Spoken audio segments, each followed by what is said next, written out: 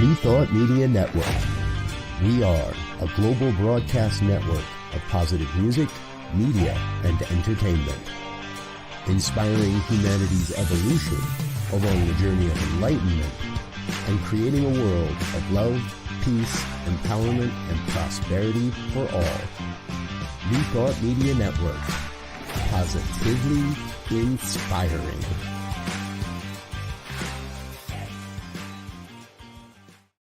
And hello again, dear ones. Dr. Robert with you here on a Thursday evening. It's 5 o'clock on the Mountain Time Zone, and this is a very, very special program. Thank you so much for being with us. Grateful that you are here. I'm going to fill you in on what's going on. This is going to be a long broadcast. We'll be here for the next couple of hours because we're going to share the various parts, a 5-part docuseries that New Thought Media Network recorded just a little over a year ago at the Parliament of the World's Religions. This was in August of 2023, and we're really excited to finally bring you this project. It's been delayed a couple of times due to a few different things, and now we've got it. It's a 5-part series. We're going to introduce you to all of the cast of characters in a short 8-minute video, and then we have 4 more parts. What is New Thought?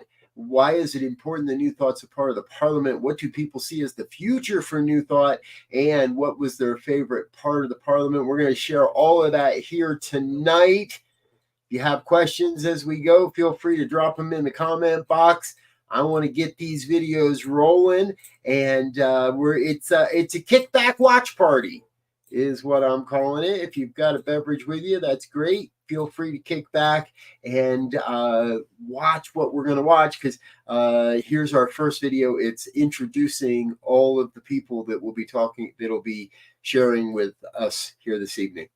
The world premiere of the Parliament, New Thought at the Parliament of the World's Religions, Part 1, up right now.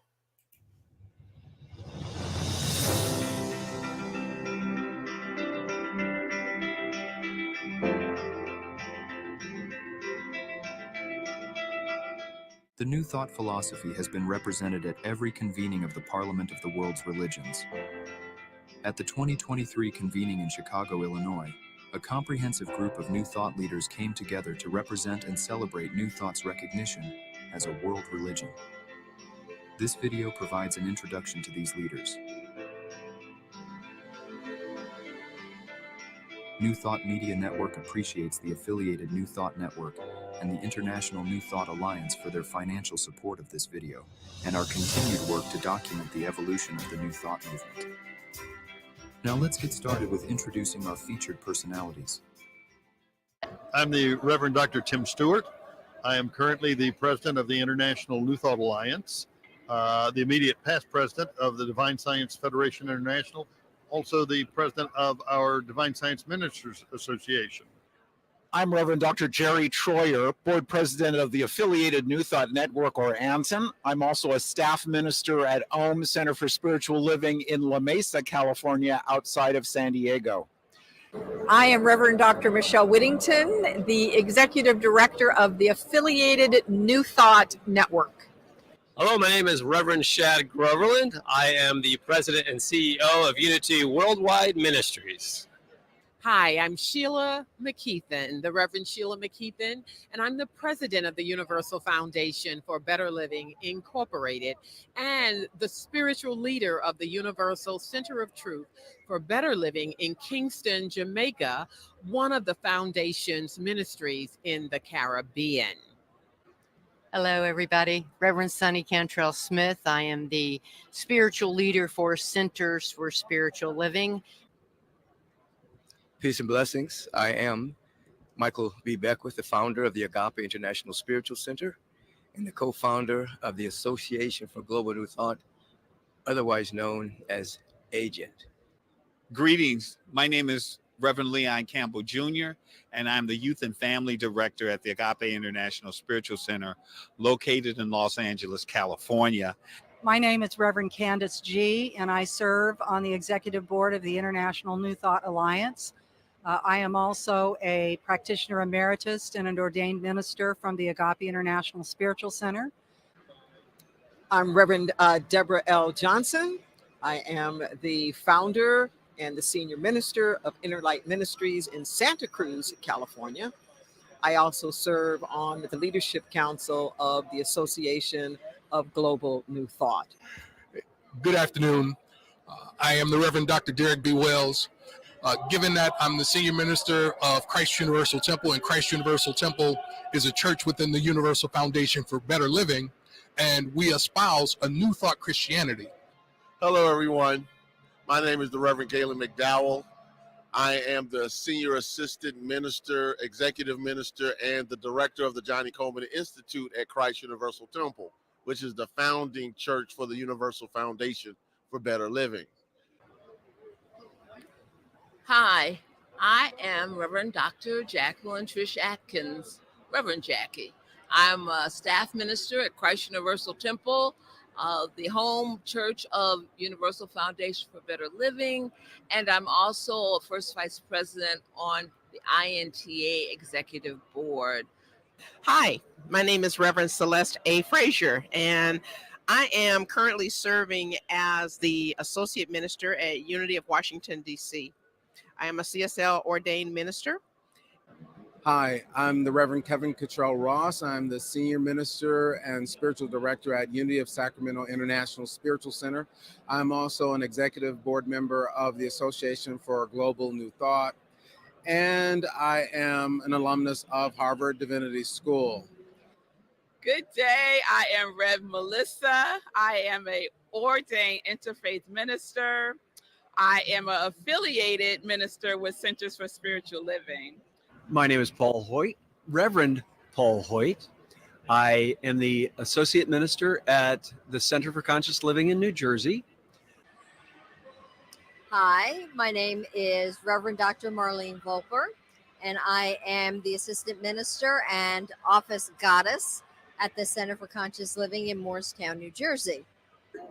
Hi, my name is Dinah Chapman, Reverend Dinah Chapman, and I am an ordained unity minister here at the World Parliament of Religions.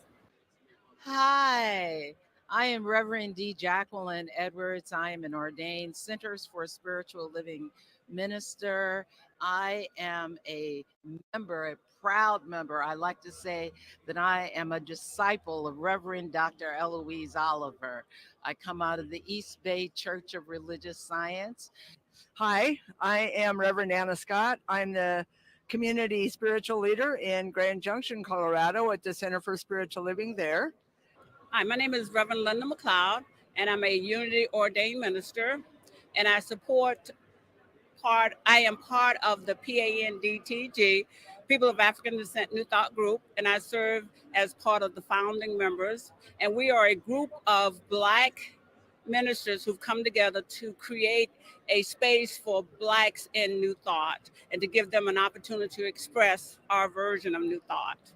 Hi, I'm Reverend Rodney Gittens. I'm a senior minister founder of One Love Center for Spiritual Living in Brooklyn, New York.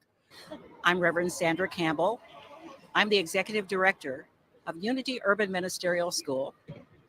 I serve on the board of directors with Unity World Headquarters at Unity Village, Missouri, and I'm associate minister at Unity Temple on the Plaza in Kansas City, Missouri.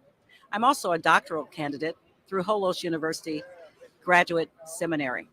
Hi, my name is Dr. Liza Swidarski. I am a practitioner through the Centers for Spiritual Living. Hello, my name is Martine Bernard. I am based out of Boston, Massachusetts.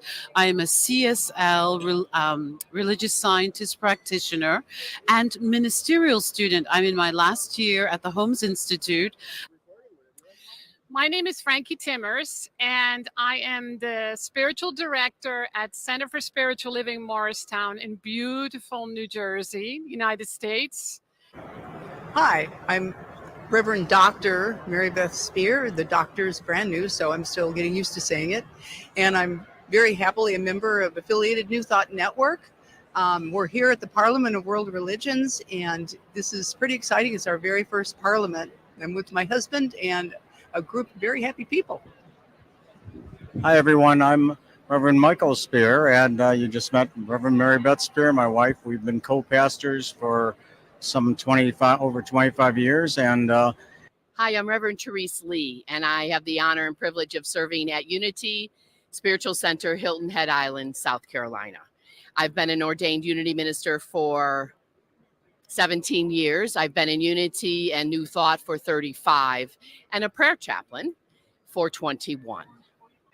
Hey, I'm here with Reverend Kathy Mastriani, the Executive Director of the Science of Mind Archives and Library, and we're at the Parliament of the World's Religions. You've been having a good time? Oh my gosh, it's been very uplifting. It's beautiful. Thanks for watching, and thank you to our financial sponsors, the affiliated New Thought Network and the International New Thought Alliance. Please feel free to share this video with your friends and family, and tune in to more of New Thought at the Parliament of World's Religions on the New Thought Media Network YouTube page. Well, there it is, folks, the very first part of our 5-part series here tonight. We've got a whole bunch more coming your way, and I want to jump right into it. Let's get that pulled up for us here. Make sure we don't have any commercials that for you to see, and it doesn't look like we do. So let's go ahead and watch part 2. Those are, I gotta say, I love hanging out with those people. It's so much fun to be at different conferences and events with these folks. And what we're going to learn next is how each of them defines what is New Thought.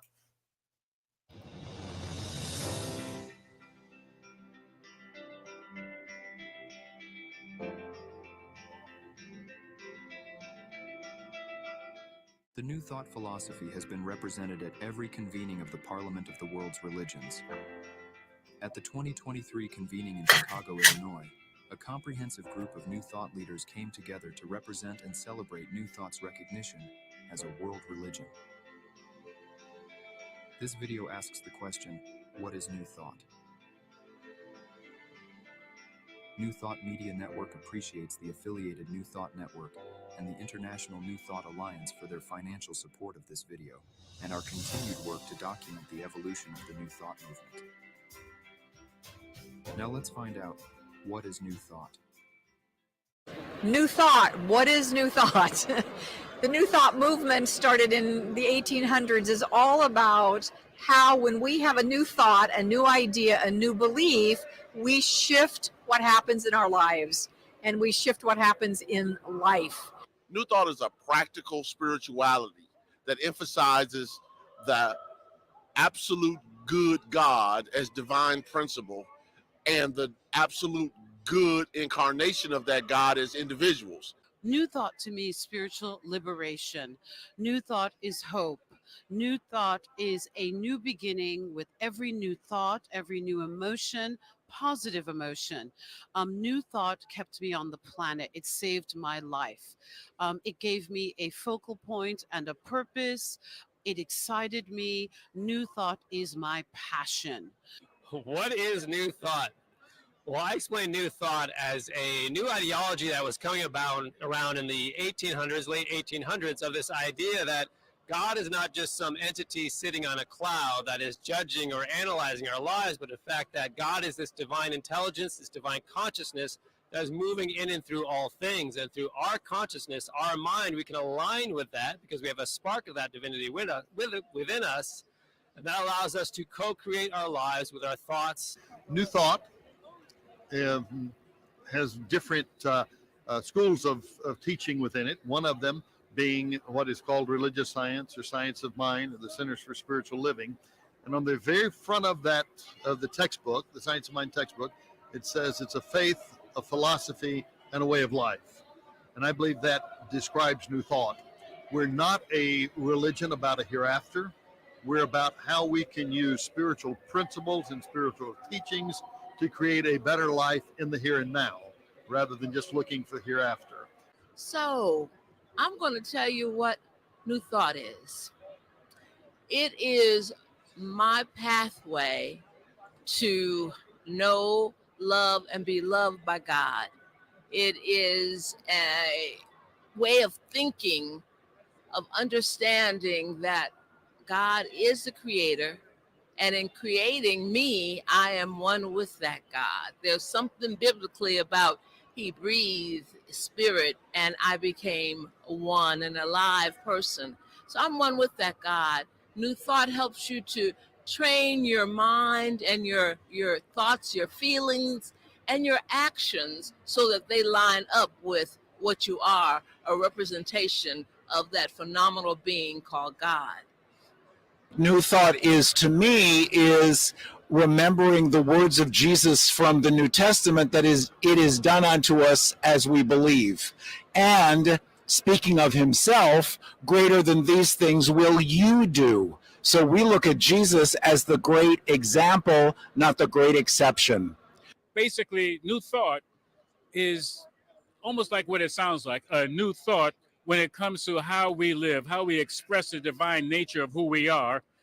New Thought for me means following the way that Jesus lived his life. Christ is his job description, not his last name. So, how are we going to be Christ in the world, in the midst of everything that's happening? Whether it's at the grocery store, at church, how are we going to be the consciousness of love expressing? A new thought is not new. It's a combination of many different spiritual paths, including the basis of many of the New Thought traditions being based out of Christianity and other religions and ancient wisdom.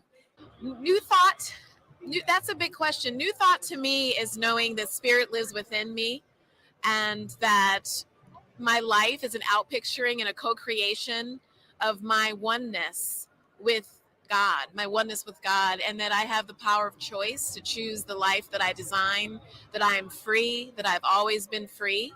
And what is New Thought?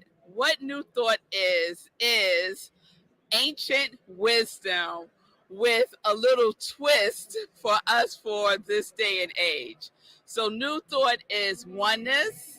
New Thought is coming together in the context that we are all connected, that we are all in this together, that we have the ability not only to change our lives by thinking a new thought, but also by ensuring that our feeling tone is in alignment with our thinking.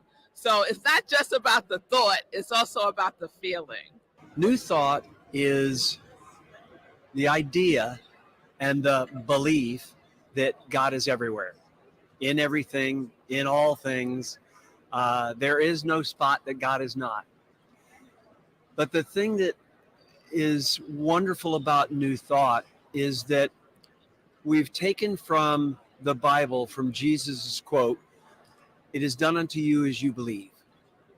And Holmes says it too, that our lives are an outpicturing of our thoughts and our beliefs. New Thought it's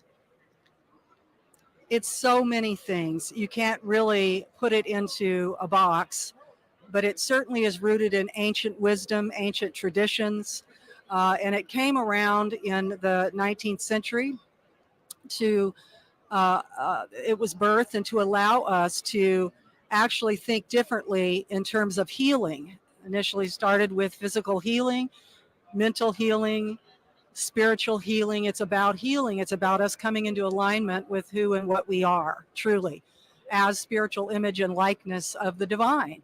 New Thought is, in my opinion, it's an overarching umbrella of different spiritual entities, Unity, Centers for Spiritual Living, previously known as Religious Science. And basically what we believe is that there is one power in this universe that we can use in our lives to make our lives better, that God is in everything and in every one of us. And we are a center and a philosophy that believes in the value of each and every person, no matter who they are, where they live, what their background is. New Thought is a spiritual practice. It is a practice of oneness, of non-duality, in which we are living what we refer to sometimes as universal spiritual principles, practically applying them to all of life's circumstances. Its genesis is from Protestant mystics who were really trying to figure out not so much the religion about Jesus, but of him. What was this power? What is this thing that he understood that enabled him to be able to perform the kind of miracles that he was able to perform, and to do the healing work that he was able to do? And understanding that we all have that power within us, and we're all about how do we learn that, activate it, and use it for good in the world. When you think about new thought, I believe that it's not really new thought because there's nothing new under the sun. These principles that we are talking about, you'll notice, have been talked about by Krishna and Buddha and Jesus, etc., etc. But now we have taken an approach that makes it easy, approachable, that makes it applicable, that makes it approachable would be the thing that I want to say, because it's all inclusive. New thought is all inclusive. And so it's our mission, it's our purpose to include everybody. New thought is an opportunity to connect with that one power and presence, the one love that shares itself as everything. Whatever your creation story is, that's the one that is continuing to evolve and unfold. And new thought is acknowledging that we are part of that, that we are thinking with that same mind and creating with that same creative power, so we can have a new thought, a new idea, set that power in motion, and then have a new experience in our lives. What is new thought? Okay, so that's interesting because I tell my congregation asks me that all the time. And so for me, people think what I know for sure is that there's nothing new under the sun. So when we talk about new thought, it's not actually about having a new thought. It's about being able to change your mind and change your life. And so that's what new thought is really about. It's about showing you how to have your best life possible right now through the power of your thoughts. That's really what it's about. And new thought is a term used to cover a wide range of approaches to God, to world, to our lives, and to the seeming challenges we face day in and day out. So new thought is simply a way by which to make sure life works. New thought, based on ancient wisdom, is a teaching that gives us an opportunity to see ourselves as spiritual beings, to see the spiritual laws of the universe as something that is real, as something that we can use to change our lives, to transform ourselves, to heal ourselves from whatever outer effects may have caused pain, to know that we do have control over ourselves and that the mastery that we have comes from our relationship with spirit and our willingness to be in spiritual practice. New thought is not new. New thought is new thought, ancient wisdom. It's based on all the universal truths. It's based on unity, one mind, one God, and that we are one with that our thoughts create. And as we learn how to think better, we do better. As the world can learn to think better, it does better. And it starts with me. You know, but we're all speaking the same thing. One God, one truth, one power. New thought to me helped me to move from living in fear to living in peace. And so new thought gave me an opportunity to understand that I was good and not bad and could never be good enough. So I went from the traditional belief that I was going to die and go to hell unless I became good, and then to new thought that says I'm already good, and that my job is to remember my goodness by working and living in a space that allows me to connect with my God self. So for me, new thought is, it's not so much a religion as it is a philosophy and a way of life that is heart-centered, where God is here and not some being that is outside of ourselves. It is that knowing that love is here, that God is here. What is new thought?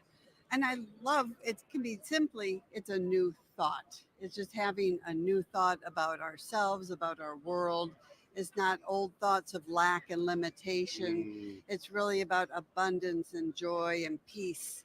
And it's just in this moment, we can choose our thoughts. And in this moment, we can have a new thought and create what we want in our lives. I was first introduced to New Thought through the Unity movement in 1972 at the ripe young age of 21. Growing up in the Baptist faith, I knew about the Bible, I knew about the teachings of Jesus, and I loved what I learned growing up in Sunday school. But I didn't understand quite how that applied to my everyday life experiences until I was introduced to Unity. Charles Roth wrote a book, one of the early Unity teachers, and it's called A New Way of Thinking. If there was any way that I could describe Unity and New Thought in a nutshell, it would be a new way of thinking. Well, first of all, New Thought is really ancient wisdom. And I think that we all need New Thought because we believe in oneness. We believe that life is sacred and that we all deserve the freedom to live our lives the way we see our lives and who we want to be. Because when we are striving for freedom and living our own lives, then we get to be the best version of who we are. New Thought is defined in the Universal Foundation for Better Living teachings as a term used to cover a wide range of approaches to God, to life, to the world, and its seeming problems.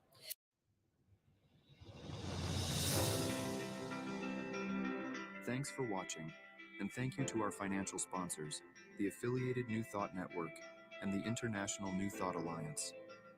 Please feel free to share. All right, there we are, folks. Part number 2. What is New Thought? And again, I love the fact that I get to work with these folks. There are so many amazing people and so many great experiences that we get to share together. Now I'm going to bring up the next part, number 3. This is where we are asking people, well, what is the future of New Thought? What do you see as the future? Let me get past the commercial here so we can get it into the right space for you. Of course, one of these had to reset and want to go to a commercial first. So we'll get that cleared up for you. I hope you also noticed that you saw a couple of new folks in there, a couple of new people that weren't with us in the introduction video. There is always some things that happen with video. And we did lose a couple of the introductions from a couple of people. So again, we thank you for your consideration of what we're creating here. It really is a new way to share the message. So let me add part 3 to the stage here. We're going to get this on a full screen and let you kick back and enjoy part 3. What is the future of New Thought? New Thought Media Network appreciates the affiliated New Thought Network and the International New Thought Alliance for their financial support of this video and our continued work to document the evolution of the New Thought movement. Now let's hear what these leaders see as the future of New Thought. A vision for New Thought, what is it becoming in my heart? I'm a conventional medical doctor by training, and it's for me, the vision is knowing that we are here in human form, but we're really spiritual beings and infinite, abundant, the power to create and live the life that we design. I think as an individual, into the way I'm showing up in the world, what it means for me is the possibility of bridging the art of spiritual healing, that there's so much beyond what we see with what we know in the physical sense, because as God lives in all of us and there's unity and multiplicity, no matter what our professions or how we show up in the world, spirit is in everything. And with this movement and with the vision of New Thought, getting this into the world, our principles, the concepts will be life transforming and open up individuals' minds to really seeing who they are so they can stand and live in their power.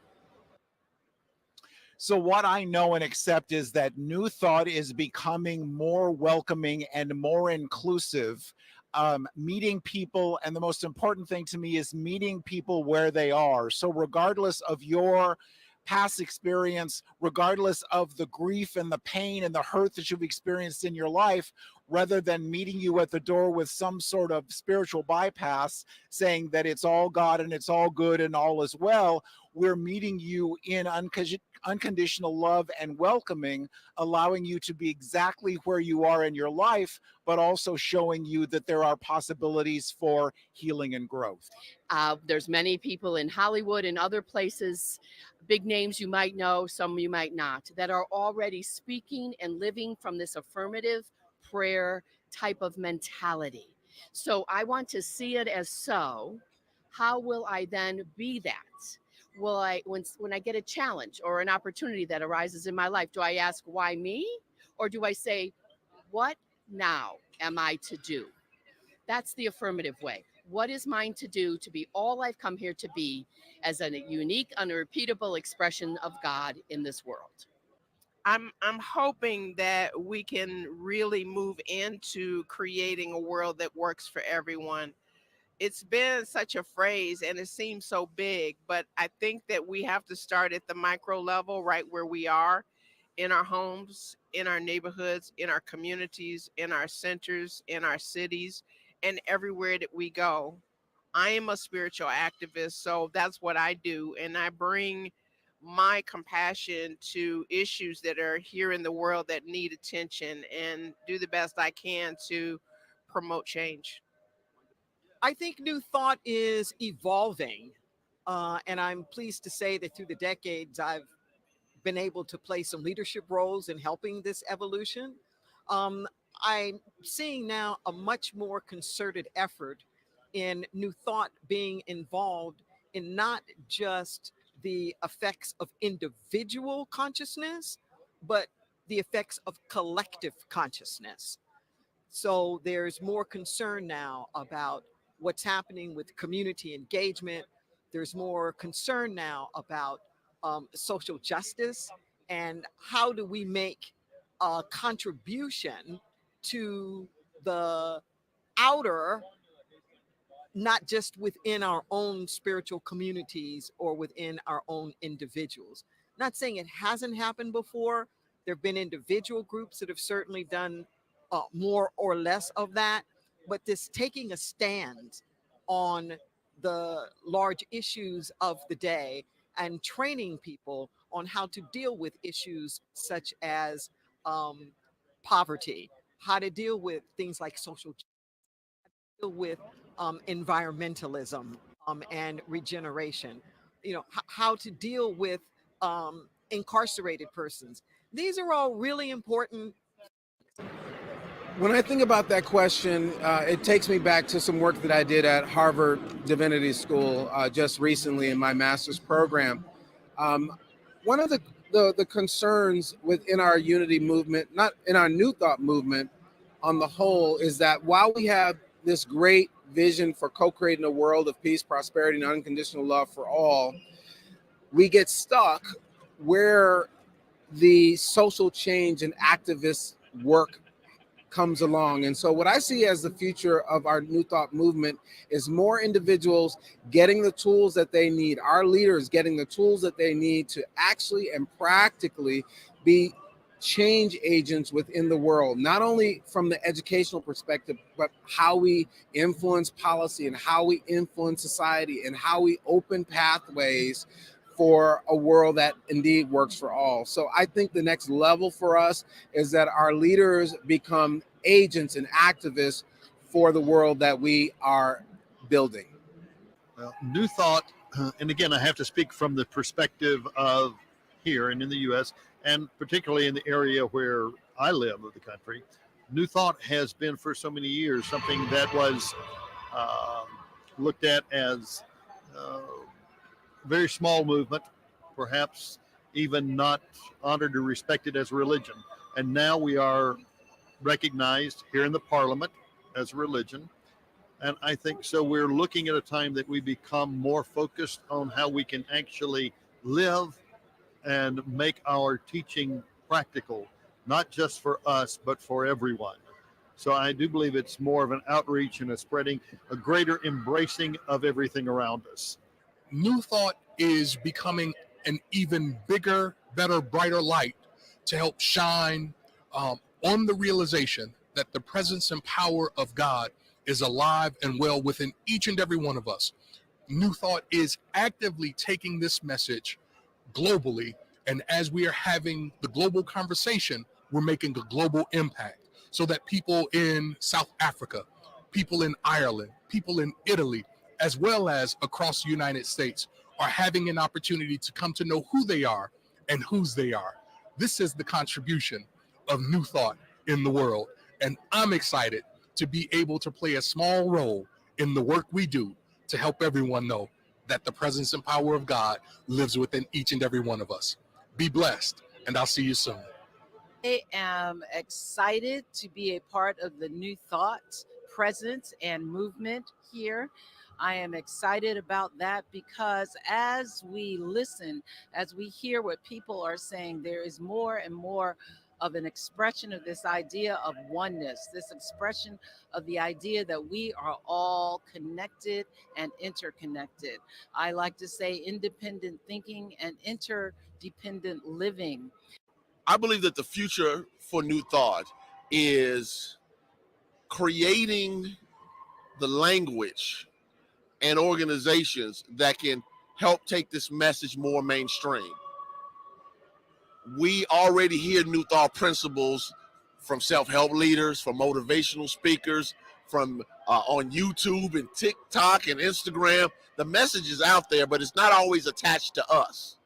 I think it's important for us to recognize that we have to create the ways in which people can connect with us on all platforms, social media, internet, in person, and any other way in which we can help people understand what this message is. So for me, I would love to see New Thought playing a prominent role when religious leaders and organizations get together, like the parliament, but wherever there is a conversation about the betterment of humanity, New Thought needs to be at that table. That's my vision for it, because I believe that this message of spiritual self-empowerment, this message of an absolute good God whose will for humanity and all of creation is good, is a message that people need to hear today. New Thought is, Charles Fillmore said, stay open at the top, and so did Ernest Holmes. And so we as practitioners of New Thoughts, as a minister ordained in the whole New Thought movement, it is a way of continuing to expand and to let all of us recognize how great we are. Indeed, once I understand how great I am, once I understand how loved I am by that creator called God, the world, we can move together to have peace. We can look at situations and be able to see through those situations and see what God wants us to do about them, as opposed to hating or being upset. New Thought can help us do that, can help teach everybody how to look at a situation, look through it and say, okay, God, what am I supposed to do? There's a lot for New Thought because of the way New Thought helps us to train our minds, our feelings, and our actions. Well, New Thought is becoming more, we're coming out more into the public awareness, because we have a healing teaching, because we teach that there's only one, and we teach that however modality you come through, that you have something to offer. Your teaching might be different than mine, but it's rooted in the oneness. And so it's very important. So I think that New Thought is coming out and offering what we have as a balm to humanity, as a healing presence to humanity, specifically at this time in human history when it is so needed. So we are stepping up and stepping out our presence in the world, in the greater world, in the media, in print, in video, in film, in many different ways, and podcasts and so on and so forth, so that people can catch this teaching and know that they are connected and not cut adrift. Where is it going? The arc of the evolution of New Thought has gone from cutting our teeth on healing Quimby and some of the beginning, I'm talking about in America, from healing, and then it moved into a manifestation of abundance and prosperity, right relationships, a physical body temple. So it was using the law in order to curate and create the life we wanted to have. That's the big, now it's evolved and evolving to more of a mystical awareness of our oneness with God. Not throwing away the manifestation stages, because that's necessary, because you have to have a structure that's strong enough to hold the cosmic energies that come through you. So you want to have a healthy body. You want to check your ego so you have good relationships. You want to be able to have a modicum level of success, not becoming a multimillionaire because you see that on television, but what you need to live. You want to have what you need to live so you're not wasting your time trying to survive all the time. So yes, all the ways that New Thoughts assist in those particular areas are important. Why? So we can carry more cosmic energy and walk as the great beings that we are, full of light. And as I say, and as we say at Agape, to be a beneficial presence on the planet. Have our needs met so that what? We can give more, we can share more, we can radiate more kindness, more compassion, more generosity, not living in the world to get, accumulate, but to give, because we're giving from an inexhaustible source that's looking for a channel, a vehicle to express through. So when I think of New Thought, I think about us now cultivating the movement, coming into deeper states of meditation, having awakening to their mystical connection to the presence, not just in words and beliefs, but in real embodiment, and then entering into greater acts of selfless service, karma yoga, opening ourselves up to everyone we serve is not an other, just another expression of who we are. Oh, I think that new thought is becoming an action-oriented movement, love in action. I think it's just, it's a movement that will be engaged with others. We don't even need, they will know that we are one with God through our love in action. And so we will show ourselves to the world by taking actions to make a difference, to bring about justice, to bring about healing, to bring about fellowship for all humanity. And I'm really excited about what we can do for our youth.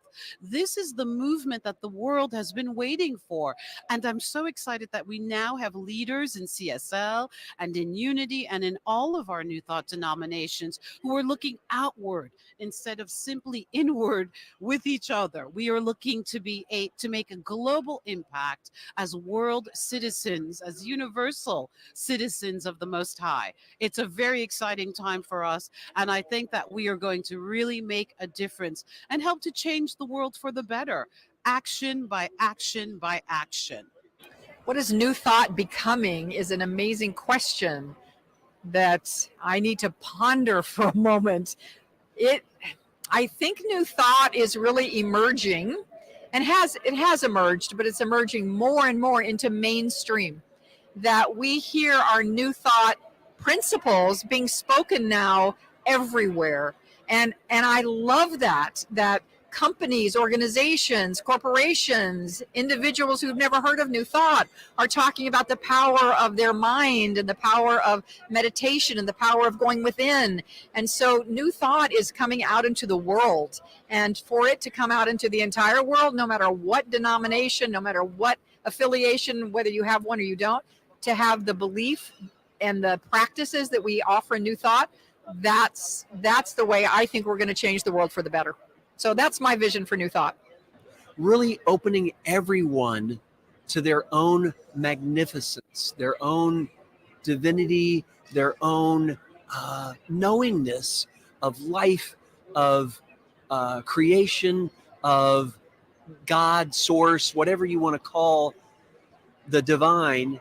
And it's expanding. The consciousness is growing, and I want to see everybody respecting and understanding each other, and sharing and relating and respecting and loving. each other. And I think that's where it's headed. I think that's where everything is headed. What is New Thought becoming? I'm encouraged by this conference because if you notice, New Thought has all assembled together in one. It's like what Reverend Michael says, we're all one church, one community with different locations. And so I like that. So that's what New Thought is becoming. And I'm encouraged by it because, again, it's not about one particular personality or deity, but it's about where we fit in. It's about where we see ourselves. And if it's to happen, it's on me and you. It's on us. It's on us to begin to be the light, to shine the light, to what most of them are saying, to transcend our experiences. And you can. And you can transform your experience. But also, I think it's important that we transmit, because we came here with something. So it's not about looking for the answer. It's not about trying to one day die and go somewhere, but it's about transmitting and being that which you came here with, to be what some great deities say, shining your light. Don't hide it, shine your light. What is looking to the future here? Okay, what is New Thought becoming? I believe it's becoming more. There's going to be more solidarity. I believe it. I've seen it. Researchers call it or kind of term it as a very diffuse movement and eclectic and all this, but I believe that so many other principles are being lifted up. Love, we're all interconnected, heart to heart, that I just think the future will be more solidarity with justice in particular. I feel to have a greater awareness of New Thought. So the world has an awareness that we are here, that you can have it all. You can have your faith path and what brings you joy. I just came from chanting and kirtan and Hare Krishna and Bhakti Yoga that brings me such bliss, and be part of New Thought. Yeah. And so you can have it all. You can have your belief and you can connect with like-minded people, but let's get it out to the world. Let's let the world know that we are here so they can commune and connect, and we can uplift the world together, creating a world that works for everyone. Yeah, and beautiful. Peace on earth. And peace on earth. We are helping to accelerate what is needed here on the planet because of our beliefs of inclusivity and oneness with everything else. And it just makes for an easier connection with everybody and everything around us. I think that it's time that we took our place in the world, that we stand in the power that we have, the values that we hold so dear, and the vision that we have created that is coming back to us right now. We set our vision several years ago for a world that works for everyone.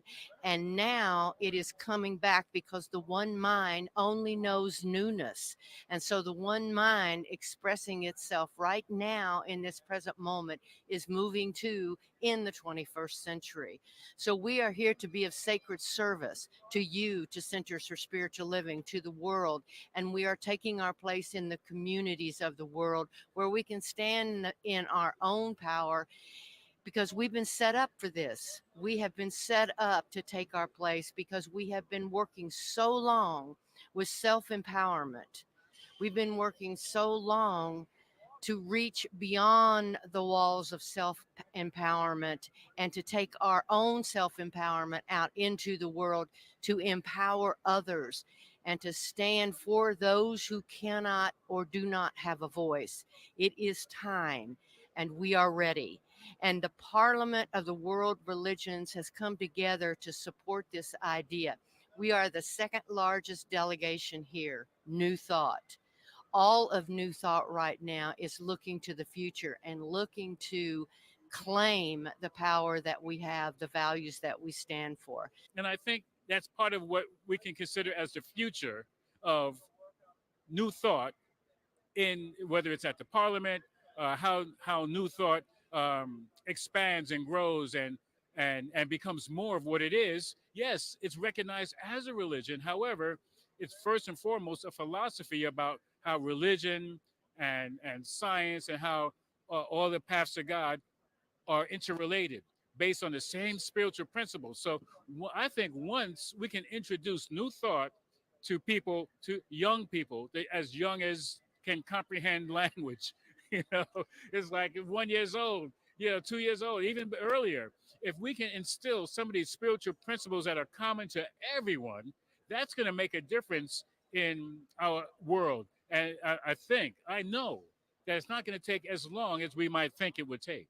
I think that if we are bringing up each other, rearing up our children with the same shared values, spiritual values of love and peace and joy and harmony, compassion, right living, meaning living in a way that is not impacting anybody else's life in a negative way, life affirming ways, not just for us as humans, individuals, human, spiritual beings being human.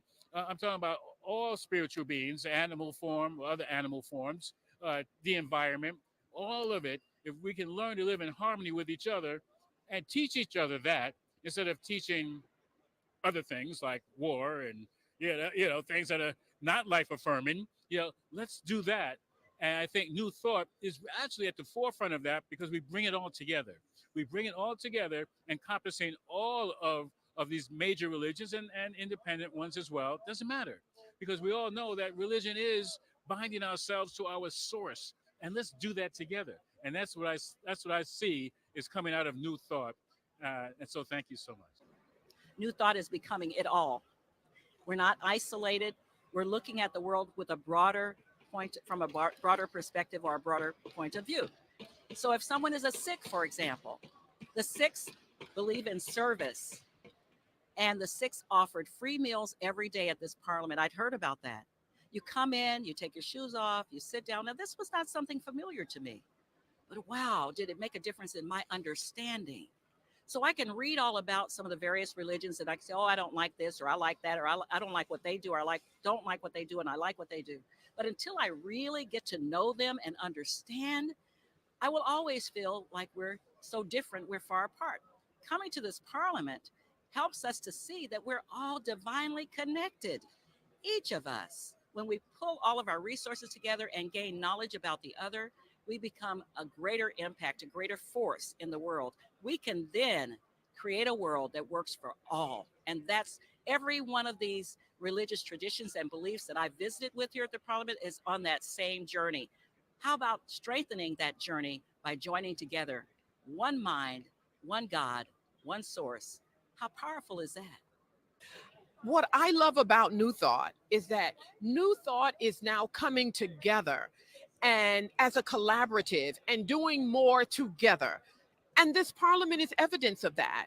We have more presentations here at the parliament here in Chicago in 2023 than we have ever had.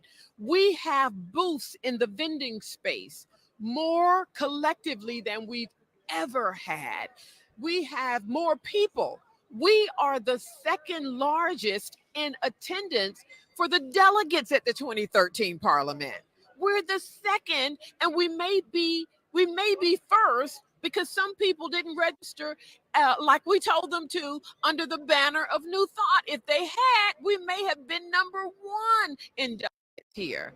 And so we have a practical message to teach that's been handed down through the ages, wisdom of the ages, and it works in our lives. Many of us know this because I'm alive speaking to you today because of this message. I think New Thought is becoming a major part of the world's religion because more and more people believe like us, and more people get to hear that, the more that we will have good in the universe. So as we're understanding that we're good, we will continue to produce good. And so as we are in the world, the New Thought movement is to help us remember that and create a world where we're all good and there's no competition. There's just the oneness and the unity of the community. It's always about growth. It's always about more inclusion. It's always about helping people have the life that they want to live. Because I think the more people are living their purposeful life, the greater the planet is. The greater the planet. So that's what I think New Thought is happening. Is what's going on. Is involving people in living their life of their purpose, because we're all here for a purpose, and that's what's going on.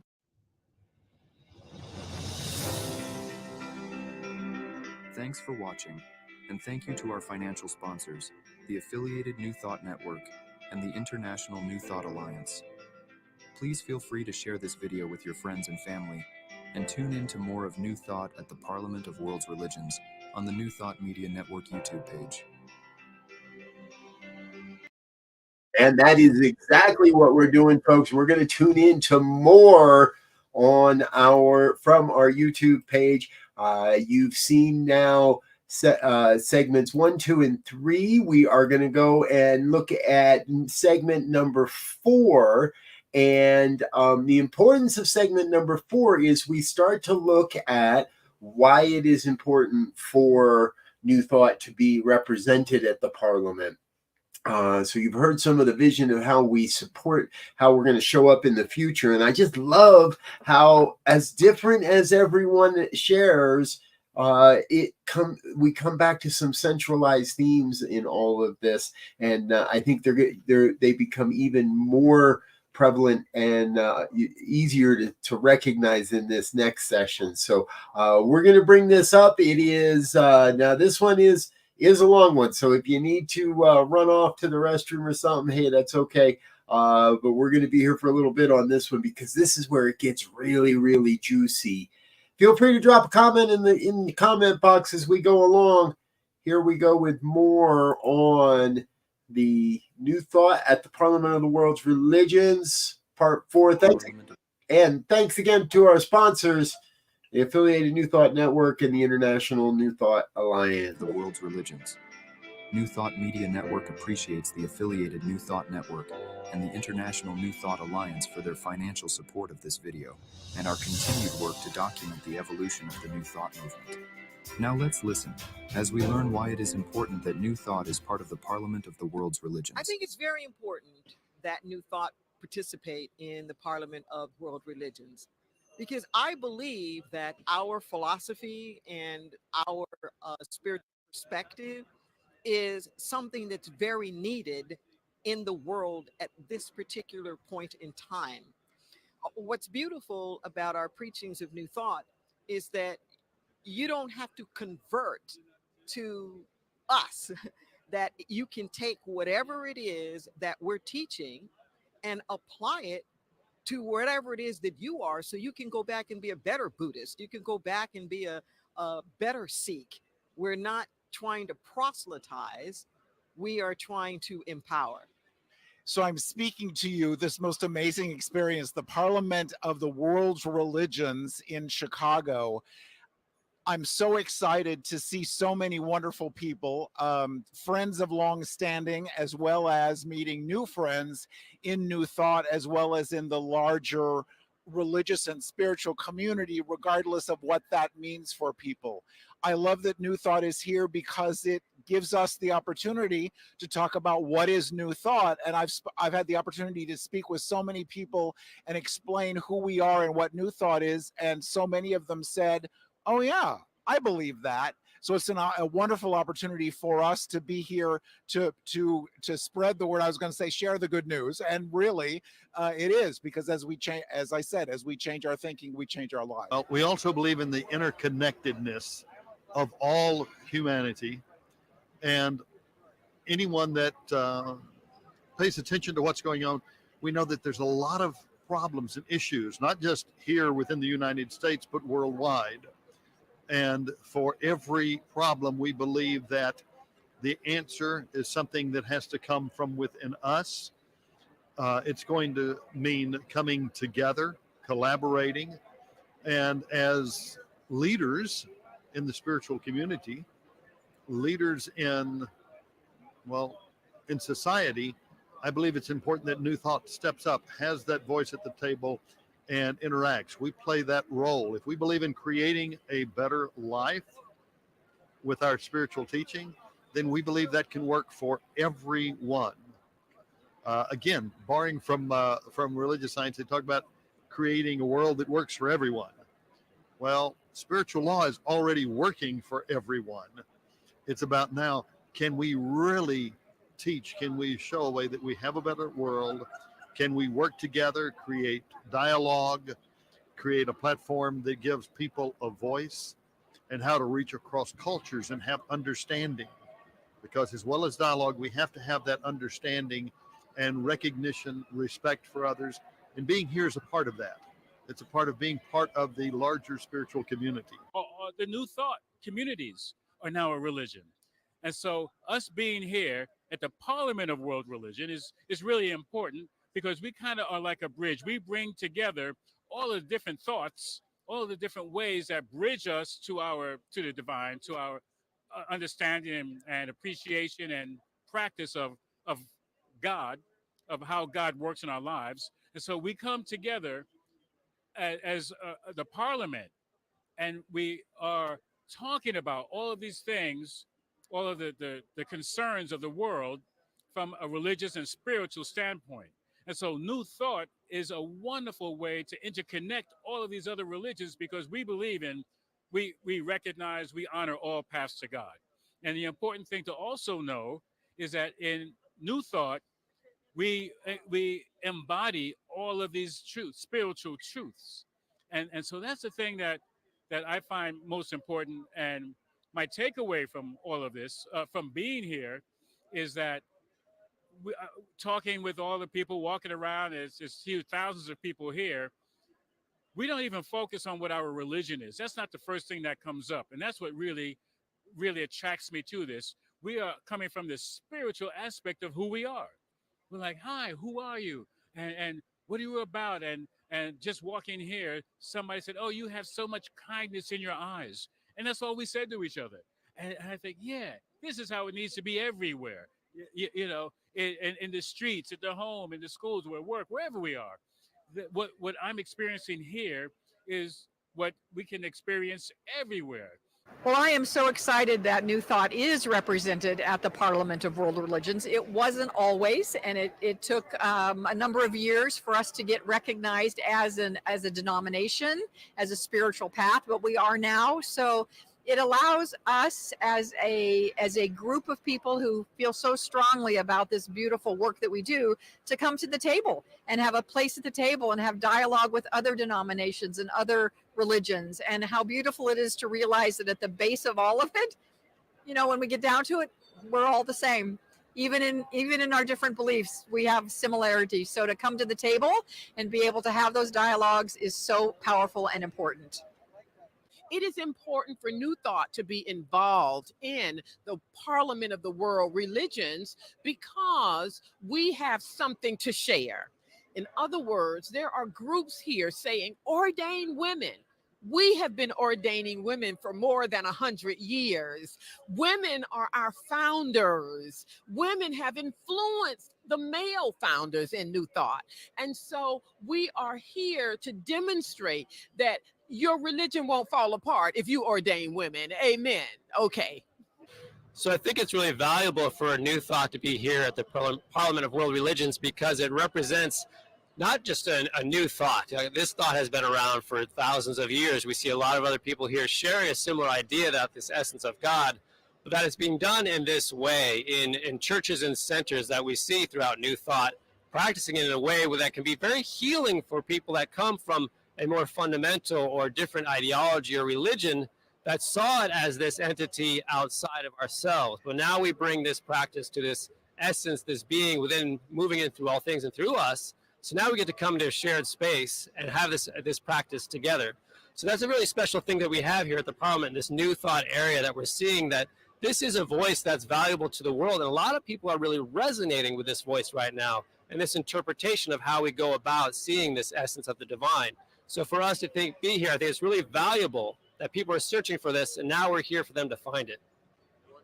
I think it's important that we're here, first of all, because we're one of the fastest expanding philosophies, I think, in this time, in this age. And I also think it's important because we not we don't discriminate. There's no separation. We believe in what the oneness. So it's important for us to be able to share that kind of message with all these other beautiful faiths that come from all around the world. Yeah, and I'm so grateful to be here and to be at the Parliament of World Religions. And this has always been a wonderful place to network and to get to know what the world is saying, what they're doing about religious issues. And I think that it's necessary for all of us to attend because uh, it's crucial that we get it right. We get that religion finally gets it right. And so, because the world is looking for us for answers, and they really can't turn to politics. They can't turn to the politicians because they've run amok now. And when you think about it, it's up to us to lead them. But I also think that the artists, so those of you who are artists and not crayons and pencils and paint, but the true artists will also be the front runners, the layperson, yeah, who wants to look at a new approach. The new thought at the Parliament is just an awesome concept. Why? Because new thought in many ways incorporates a lot of the theology taught by different doctrine. And what am I saying? That there is one God and that indeed that God created it all. New thought being here, sharing that theology, sharing another way of thinking about God is good. I have walked through this parliament and it has been awesome. I studied in seminary about Zoroastrianism and a number of other theologies. And it's good to be able to sit and talk to people who are practicing those different theologies. What it does in some ways, it lets you know that there is no other, that we are all connected. And that just as in a flower garden, there's a beautiful rose and a beautiful lily and a beautiful daisy. In God's world, there's a Christian and there's a Jew and there's a Buddhist and there's all types of people. And what they're doing, they got God packaged in the way they can connect with God. And so this is what the Parliament is all about, letting us know that we are all connected with that power called God. It's important, and sadly, they've been involved for quite a while, but now we are acknowledged and noticed and known and have a designation. And I'm so excited that there were 250-ish delegates this year at the Parliament of World Religions, and we've had a place at the table. I think it's really important because considering who we are and what we are, the world is hungry for our teaching and for us. And it's a mystery to me why we are so small, because when we look at the Parliament and we see all that's happening, which is amazing, we're only a drop in the ocean of it. But a drop matters, and it can spread far and wide. And I think it's part of how we need to start getting really proud of who we are, what we think, what we do, how we embrace the teaching, and really show up in the world with who and what we are. It's so important to have representation from the New Thought movement here at the Parliament, because I feel it is the truth. It is spiritual nourishment and food that we have principles that work. Working with the law of creation, knowing that God lives as an individualized expression in each one, is a concept that embraces and embodies oneness, which is really why we're all here. And New Thought represents where the world is headed. It's a vision for where I believe true peace, harmony, and healing is possible. Because we believe that there is one power and one presence and one life by whatever name you call it. God, love, energy, source, whatever. There's only one of it. So it's very important for us to be here with our fellow travelers on planet Earth, because we are all unified in this one field of wholeness, joy, prosperity, love. And so being here is absolutely wonderful, because we are around our brothers and sisters, and everybody is connected in that fabric of wholeness and love. It's important that New Thought is participating in this event, the World Parliament of Religions, because we are that philosophy that believes in the dignity of humanity, in all winning for all people. And I believe that we come into this space as a place of peace, acceptance, love, diversity. I believe we are here in total compliance with what is being presented here. People working together to create a world that works for everyone. This is 2023, August of 2023. Parliament of World Religions has also evolved. And our as a matter of fact, a few parliaments ago, New Thought was recognized as an authentic religion. Before, it was considered more on the periphery. Now it's actually acknowledged, like Buddhism and Hinduism. New Thought is actually listed now as a bona fide authentic religion. Now, we never had an inferiority complex about it, but it is wonderful that the world is caught up and recognized the deep roots of New Thought. Now, why is the Parliament important? It's important because you have all the world religions coming together, not pounding their chest about their religion, but actually now beginning to describe a world that we want to live in, and then walking in the same direction in our way that we practice our religions. So it's not proselytization. It's not my God is bigger than your God. It's not come and join me. It's we all appreciate each other's religion, and what kind of world do we want to live in? Let's evolutionarily collaborate so that we can help birth that kind and just global society. The second question I'd like to answer is why New Thought is important to the Parliament, or why it's important for us to participate in the Parliament.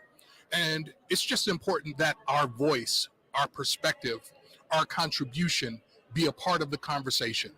It's important that someone come to know that the ability to think and believe in certain ways that influence our actions give us the ability to make the most of the divine potential that's been placed within us. And not everyone or everybody knows that this is the case.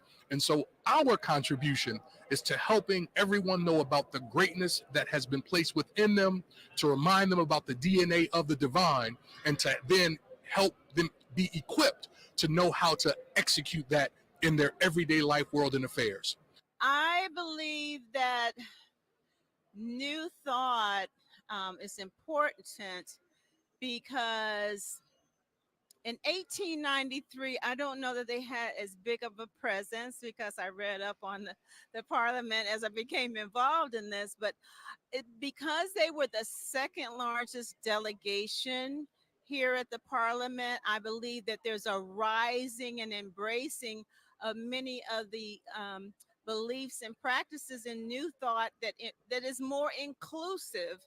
And as you know, things have become very much polarized as far as religion and in Christianity, I think people are looking for other things and other options that are a little bit more expansive.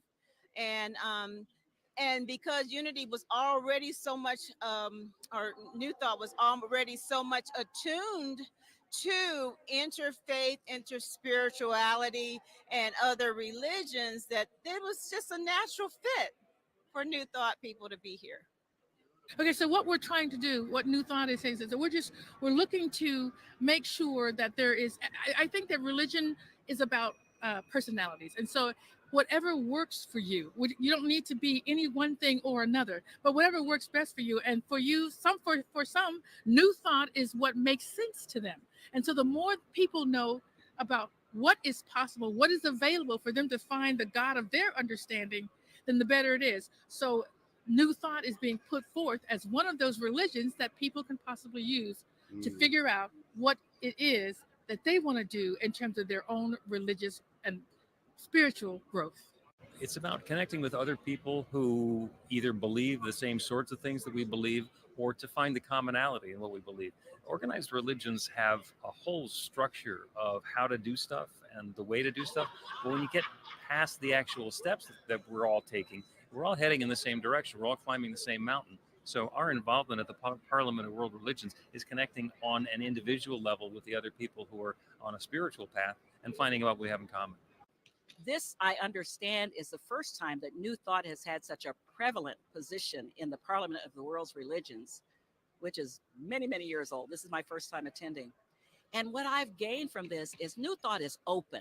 We're open to all of the world's wisdom teachings. And therefore, being a part of the Parliament exposes those from other teachings to unity. And we find out there's unity. And what does unity mean? Collective consciousness, that we're all one. And even though our practices may differ, we may have different ways of being, we're all going up the same mountain, just different paths. I think learning about other cultures, other beliefs, other practices helps us to be even more unity in unity, because unity is a positive path to spiritual living.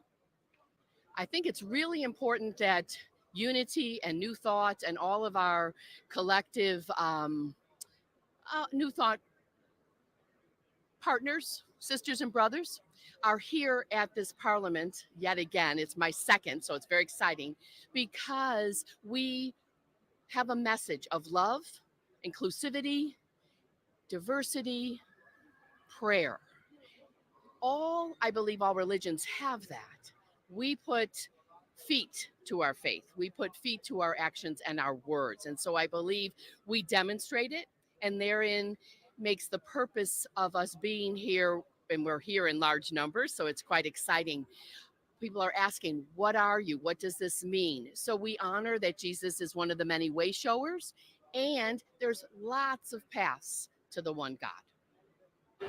Well, I'm pretty thrilled that New Thought is now part of the Parliament. We're growing, and New Thought is not new. New Thought is New Thought, ancient wisdom. It's based on all the universal truths.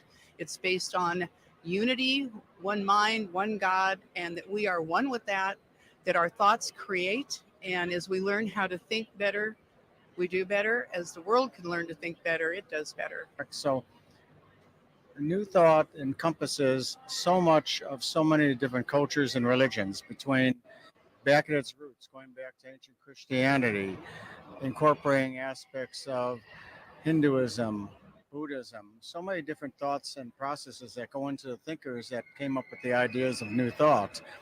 And between all the different, if you will, versions of New Thought that are out there collectively now as New Thought, Unity, religious science, ANTN, divine science, all the different hillside, agape, but we're all speaking the same thing: one God, one truth, one power, and that's universal. And that ties into what I was saying before about the amazing diversity of religions here, cultures, and I see these people, and we're all. It doesn't feel like silos when we're here, because it can feel that way sometimes in the real world. We're in the real world, but it feels like sometimes there's silos between Christianity, Catholicism, all the different sects, hundreds of religions that are represented here. We're all different, but we're all still one. And that's the message of New Thought. The message is there is only one, and we just individualize expressions of that one power. And we have different ways of expressing it, different ways of using it, putting it to work. But here in this conference, it doesn't feel that way. We look different. We may have different ideas. We may talk differently. But it feels like everyone's one. You greet people in the elevators and the walkways anywhere. Everyone smiles at each other. We embrace each other. We dance together. We sing together. It's only one.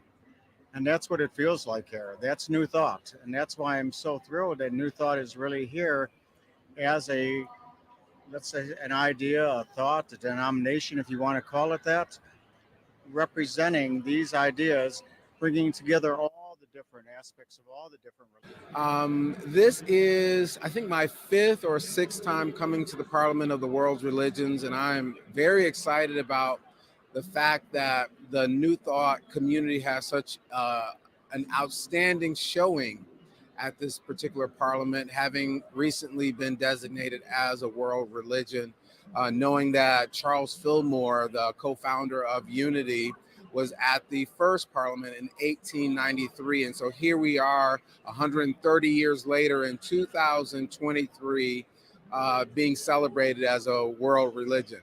And so it's been great to be here engaging with various of my colleagues and friends, kind of a homecoming and family reunion, because this is the world that we are building in our ministries and in our work around the world.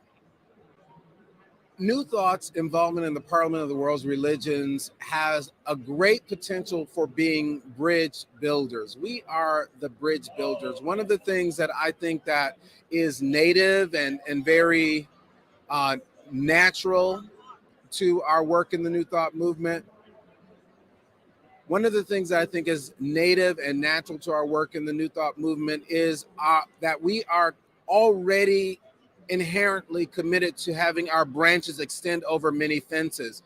And in that, we have the germ of the various faith traditions from around the world that we already embrace. And so we are great interlocutors with the various traditions who are represented here today. I think one of the things that we help to do is to dispel some of the myths about the various traditions from around the world because of our connection to universal spiritual principles. Those principles that can be found, whether it is in the Baha'i movement, in the Buddhist movement, in the Hare Krishna movement, in the Islamic tradition, whatever it is, we have a germ in our own tradition, and so we're open to and affirming of these faith traditions. So I think there's a way in which we can be bridge builders at this Parliament, and we naturally seek to make friends around the world. New Thought to me helped me to move from living in fear to living in peace. And so New Thought gave me an opportunity to understand that I was good and not bad and could never be good enough. So I went from the traditional belief that I was going to die and go to hell unless I became good, and then to New Thought that says I'm already good, and that my job is to remember my goodness by working and living in a space that allows me to connect with my God self. Why is this important for Parliament, for New Thought to be in Parliament? The world needs to have an opportunity to explore this idea of good, and that we are creating our experience by how we are believing. And if I'm believing I'm good, then I do good things. And so as we are introducing ourselves to the world, we get an opportunity to share that opportunity with others, to live in this awareness of heaven on earth. It is important that New Thought is at the Parliament of World Religions, because we have a message that I believe is a message that all of the world needs to hear. We need to be at the table, first of all, with other religious leaders and organizations that are committed to the transformation of human consciousness, which the Parliament is. I believe our contribution to the Parliament, along with many others, is the emphasis that the human being is inherently good, that the human being has the power and presence of God within them, that the human being, through the transformation of individual and collective consciousness, can transform the world for the better. So we need to be here because we are part of the conversation. We have something to say that I believe can help our communities and our nations heal, transform, and create a world that works for everyone.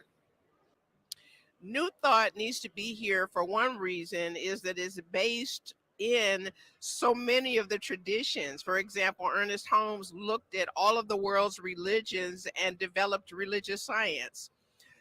New Thought needs to be here because we are a connecting agent, not only because of geographically we're everywhere, but because the acceptance and the the compassion that we have for the various teachings is something that we need to continue to cultivate so that we can truly bring light as part of our own religious expressions and spiritual expressions to say that, you know, this is what we got from the Hindi, this is what we got from, you know, Christianity, this is what we got from Taoism, you know, and to know that um, we are because they were.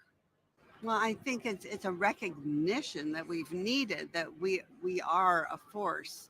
We are a positive, peaceful force coming together to lift up the world, and we believe in oneness, and we see the beauty and the light in all the faith paths and all the religions. And so, to me, this is like a spiritual candy store of all the different faiths, and just connecting and communing in the oneness, namaste, the divine in all of us sees the divine in each other. Yes. And so it's perfect that we're here and being recognized and we can uplift each other. The parliament, this is my first parliament of world religions, and I am so excited to be here. And I have to say that I would love for there to be a bigger presence at the parliament. We are here and there, but I think that there's an opportunity for us to really put our footprint and have our presence felt more fully. So I would love to see a representative from New Thought up on the stage for the opening ceremony at the next Parliament of World Religions. I would love to see more workshops, more interactions with what we're all doing. We're all on the same mission. We're all on the same path. And I believe we're all going to get there by just being more present with each other, by more collaboration, more cooperation, more planning, and more seeing each other as being in this oneness that we call New Thought. This is my third parliament, and it's nice to see the evolution of the parliament. And it's nice to be here in Chicago and see the history of action, the history of civil rights, the history of people movements that have evolved in this town, in this city, being represented on the stage. One of my most memorable things that I'm taking away actually was last night when Reverend Jesse Jackson was on the stage. And even in his current state of being physically challenged, he gave us something to wrap ourselves around. And that's something that he gave us to wrap ourselves around is that I'm going to use the word activists. Activists do not stay on the ground. The ground is no place for activists. The ground is no place for heroes and sheroes. The ground is no place for those of us who are action driven, committed to social change, committed to equity, committed to inclusion, committed to diversity. We fall down, we get up. And so in this moment, I woke up with that saying, thank you to Reverend Jesse Jackson for once again, just like I am somebody, we now have heroes. Plug it in the way it works for you. Do not stay on the ground. The ground is no place for us. We fall down, we get up, we get back in the movement. I think I'm complete. It is so important because there are many people who don't know about us. And we also need to unite with our brothers and sisters of all different religious faiths and movements in oneness. Many of our religious brothers and sisters are not in the bleachers. They're making a difference on the planet. They are in service to humanity. And it's time that New Thought step into beyond self empowerment and self awareness, which we're great at, doing the inner work to know that we are co creators with God and we can bring our philosophy out into the world through service, through fellowship with all of humanity. CSL was founded by Ernest Holmes, who I consider a master teacher, who was an Aquarius. I'm an Aquarius. This is the age of Aquarius. And it's about oneness and humanity. Let's help each other come into self empowerment and living the best lives possible. That's what New Thought is about. And being here at the Parliament is our yes to movement, our yes to engagement, our yes to collective change through action. We believe in love as an action. And this is our mantle. This is what we're being called to as New Thought Truth students. And it's so exciting for me. I'm on fire for it.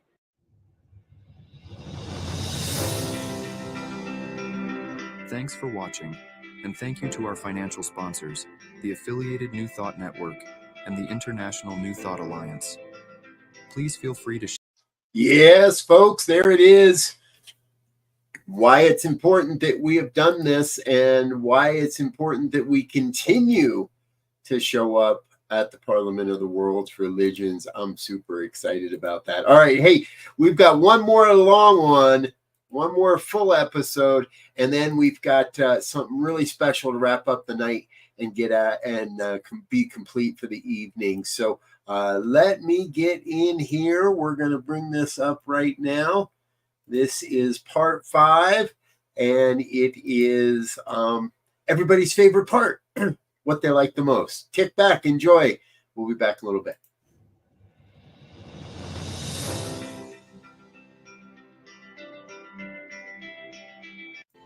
This video asks, what was your favorite aspect of this year's Parliament of the World's Religions? New Thought Media Network appreciates the affiliated New Thought Network and the International New Thought Alliance for their financial support of this video and our continued work to document the evolution of the New Thought movement. Now let's listen in as our presenters share their favorite aspect of this Parliament of the World's Religions. What has been the most fun and transformative experience for me is being open and receptive and learning. So I didn't come full of what I know, trying to convince anybody of anything, but learning what others have to share. And so I'm richer walking out of this experience because I have embraced more people, met more people, learned more about other religions of the world, found the similarities. We've even looked at how can we collaborate. I just wrote a check to support a young girl going to school for a year. All I paid was $200 US. So I've touched Kenya. We've sent books on our table, New Thought books written for children are now going to Kenya because we met here a teacher from Kenya who wanted to take the New Thought message to her students in the classroom. So we're touching lives, we're changing things, and we are impacting lives and people that we may never physically meet. So I'm excited about that. And I want to see you at the next Parliament. And I want to see you give whatever God gave you to share within the New Thought movement. You don't really need permission anymore. You just go out and do it. And God bless you. I would say that the most transformative experience I've had is just being in the space, just soaking up the collective consciousness of people of different religious backgrounds, all coming together to talk about how we can all be better, how we can work to make it better, how we can cast a vision, make it plain, and then carry it out. So for me, it's not one individual session or a particular speaker. It's the collective consciousness that is being built in this conference. Because believe me, sometimes you might be the only representative that a person might ever see of your belief.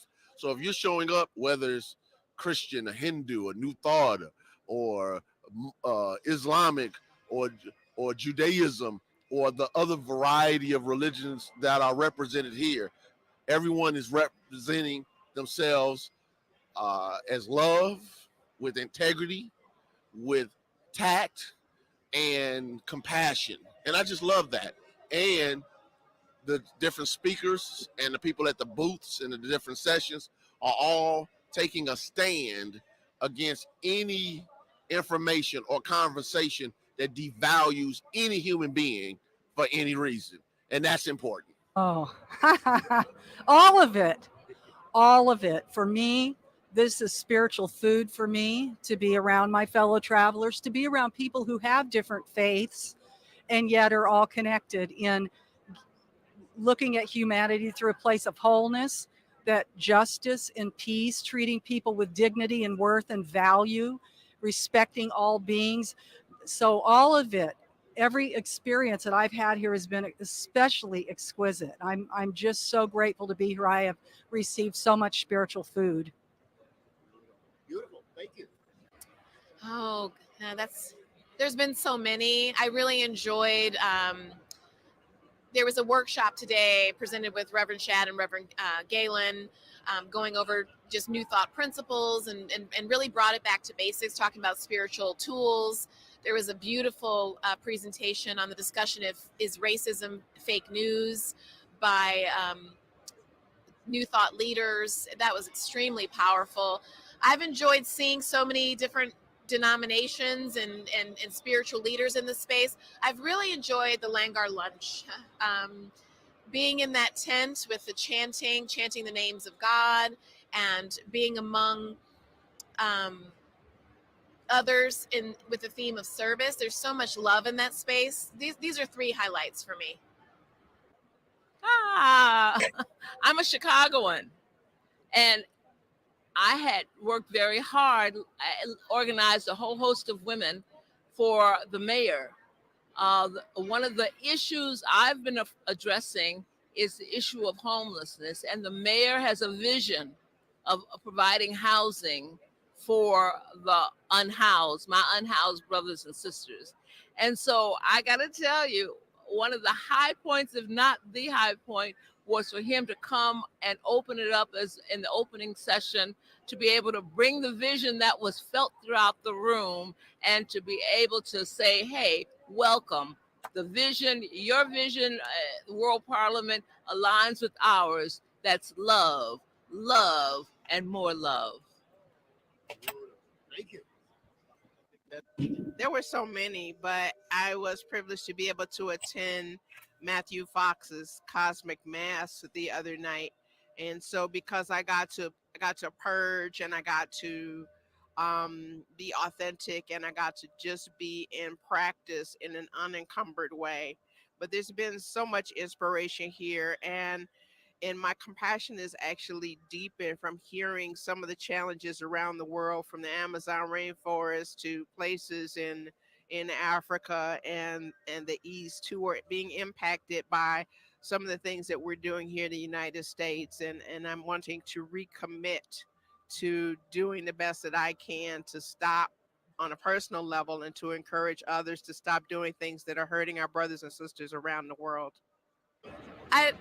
I'd also have to say, anytime I get a chance to hear Reverend Michael Beckwith speak has been just soul food. He's masterful, and given that I live in Boston and he's created this expansive online ministry, I feel that whenever I need to realign when I'm in the world, and his teachings are so pure and he's so practiced and principled, that's also been a highlight for me. Any chance I've gotten to hear him, share his wisdom, drop wisdom, really an amazing experience to be in his presence as well.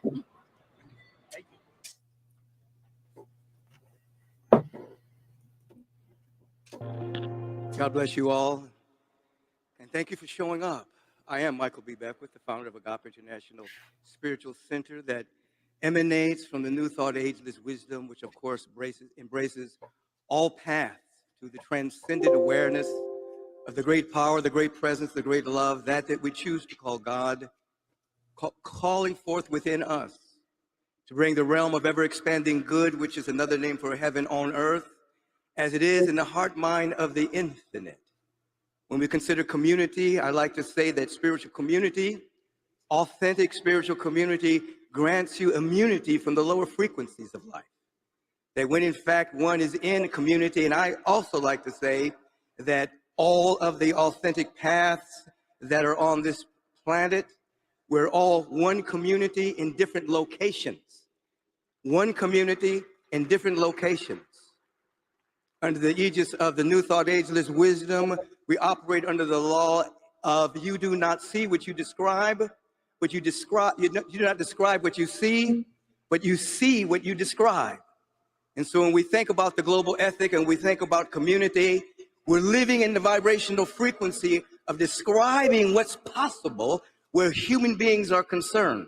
We're describing the world we want to live in, and as we have a dynamic awareness and an inner feeling tonality of that description, we would not merely describe what we see when we see the egregious acts that are happening on the planet, when we see many of the things that Steve just mentioned, we will begin to see what we are describing.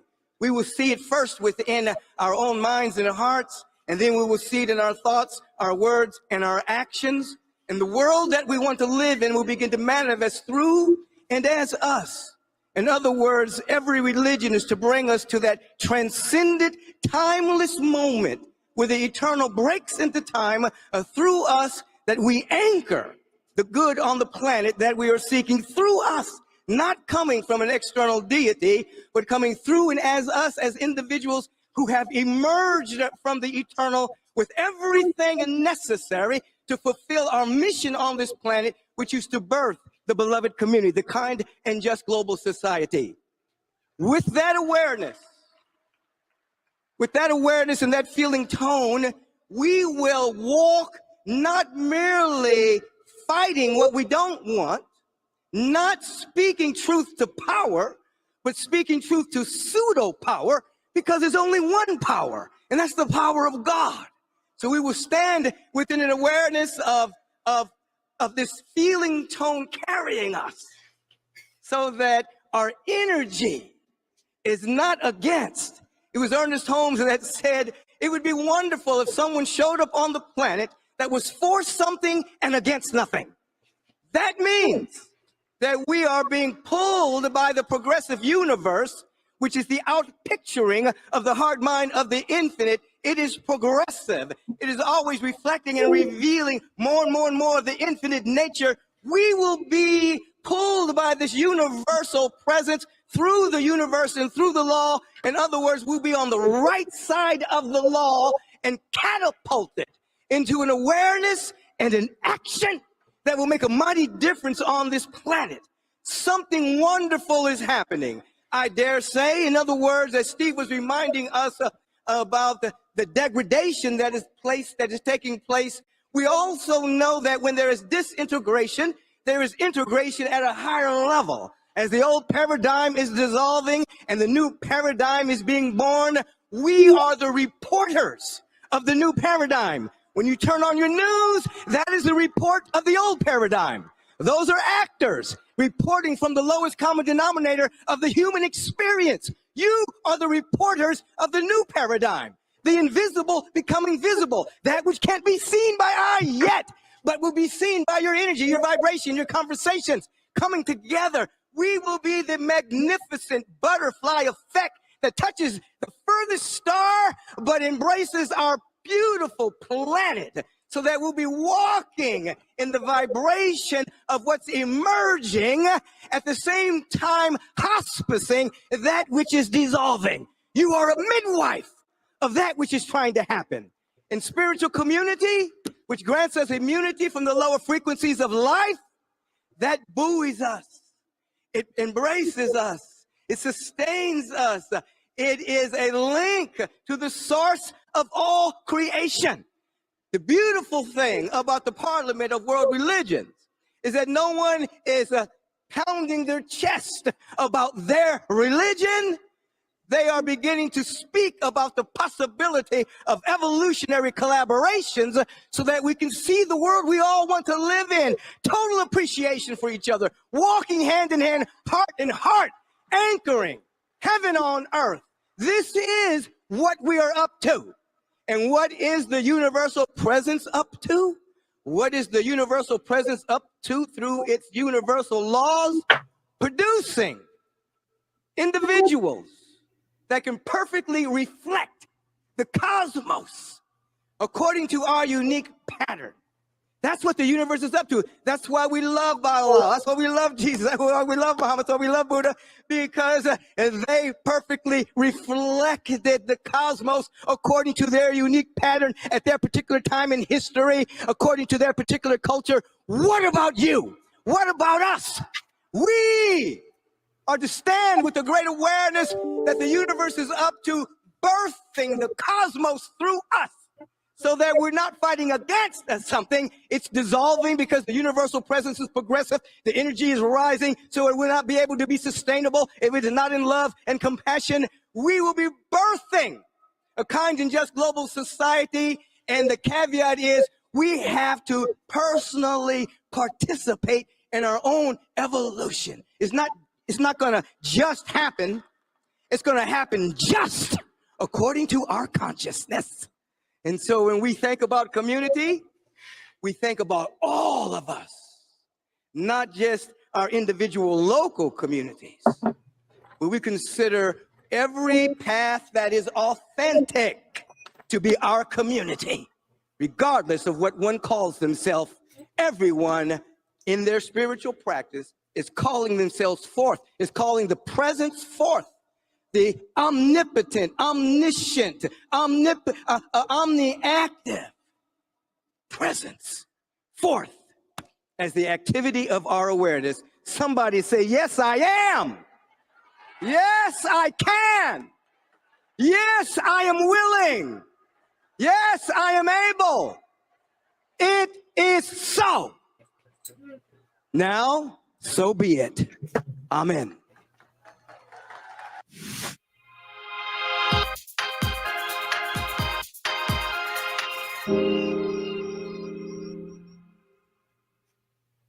Believe it or not, one of the most transformative things that's happened for me in the parliament are just the conversations, the seemingly random, but knowing that it's not random. So this whole parliament has made me so much more aware again of just how much divine order plays out in our life every day. It's been like a game, necessarily deciding what workshop you're going to do ahead of time and just going with it and being absolutely amazed how around every corner there's just this person I need to meet. And that this has been a ball. It's like God and I have been playing a game.